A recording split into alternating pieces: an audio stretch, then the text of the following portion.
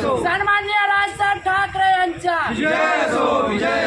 गोंदिया शहरात दिनांक 1 ऑगस्ट रोजी सार्वजनिक छोटा गोंदिया अंतर्गत असलेल्या पांगोली नदीवरच्या ब्रिज बाबत बांधकाम विभाग कार्यालयावर महात्मा फुले समता परिषद व मनसे यांच्याकडून आंदोलन छेडण्यात आले।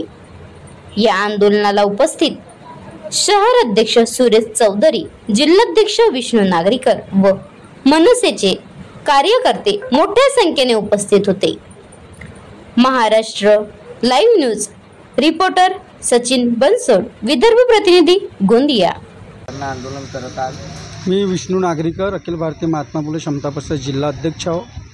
आज आंदोलनाची बाजू का येत आहे हे म्हणजे खूप विचार करण्याची गरज आहे। दादा, जो मार्ग आहे छोटा गोंदिया पांगोली परिसर या ठिकाणी दुर्गा विसर्जन, गणेशजी विसर्जन, कावड यात्रा, मोक्षधाम आहे त्या ठिकाणी, त्या साईडला येणं जाणारे 15,000 लोकांचा रस्ता वाहन आहे ना। त्या ठिकाणी तुम्ही बघितलं, ज्या ठिकाणी आंदोलन आज अखिल भारतीय महात्मा फुले समता परिषद आणि महाराष्ट्र नवनिर्माण सेना हे जे आंदोलन त्या ठिकाणी बसलेले होते, त्या ठिकाणी तुम्ही बघा ते जे रेलिंग लागलेली आहे, त्या रेलिंगमध्ये शेतकरी जे आपले गाई ढोरं गुरं घेऊन जातात, त्या ठिकाणी 2 शेतकऱ्यांचा नुकसान झाला।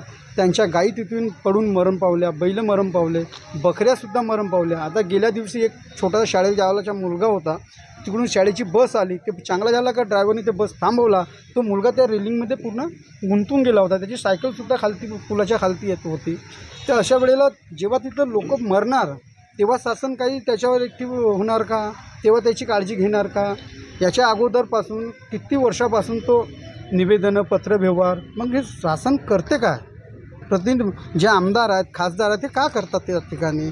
तिथलं जबाबदार व्यक्ती आहेत। म्हणून आपल्याला संघटनेला ह्या गोष्टी उचलून धरी समोर शासनाचे आणून देतो आपण की त्या कामाला लवकरात लवकर सुरुवात करण्यात यावी ना। जो काम त्यांनी सुरूही केलेलं आहे पण अर्धवट केलेलं आहे, याच्यानंतर जर नाही झाला, महाराष्ट्र नवनिर्माण सेना आणि अखिल भारतीय महात्मा फुले समाज हा मोठ्या रूपामध्ये आंदोलन आणि उपोषण ह्या दोन्ही कामाकडे आपलं लक्ष घालतील। नक्कीच शरमेची बाब आहे आणि आम्ही कालपासून यांना शोधत आहोत, कार्यकारी अभियंत्यांना। काल आम्हाला 3 वाजेपासून त्यांनी वेळ दिला की तुम्ही लांजेवार साहेबांशी भेटा।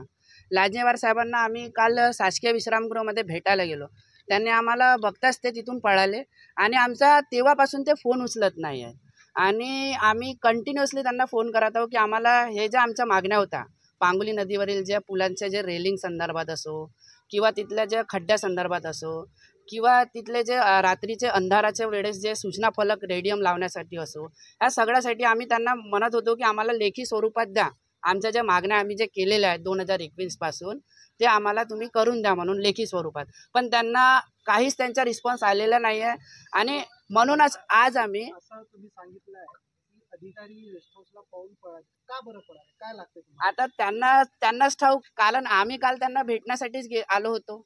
इथं सर्वात आधी आम्ही इथं आलो होतो आणि एकाने तुम्ही सोबत हार आणलाय, हार कुठं टाकणार आहेत आणि अधिकारीची भेट झाली आहे आज? तर आम्ही या अधिकाऱ्यांचा कार्यक्रमच करण्याकरिता आलो होतो। पण कसा कार्यक्रम म्हणजे आज आम्ही त्यांना गाठणारच होतो की आमच्या ज्या मागण्या होत्या त्या संदर्भात आम्ही कंटिन्युअसली त्यांना आज वारंवार बोलणार होतो, पण ते आम्हाला भेटले नाही। आणि हार आणण्यामागचा उद्देश असा आहे की ते त्यांचे जे कॅबिनमधले जे चेअर आहे त्या चेअरवरती त्यांना ह्या कामाकरिता जे नाही करत आहे ते बसण्याचा काही अधिकारच नाही, म्हणून त्या चेअरला बाहेर काढून आम्ही आज हार घालणार होतो। पण आमच्या पोलिसांनी आम्हाला थांबवला, त्यामुळे आम्ही इथंच आम्ही थोडा वेळ वाट बघत आहोत। पण जर समजा आम्हाला त्यांनी वेळ दिला आहे काही आणि त्या वेळेनुसार जर त्यांनी काही नाही केलं तर आम्ही इथं मनसे स्टाईल दाखवू।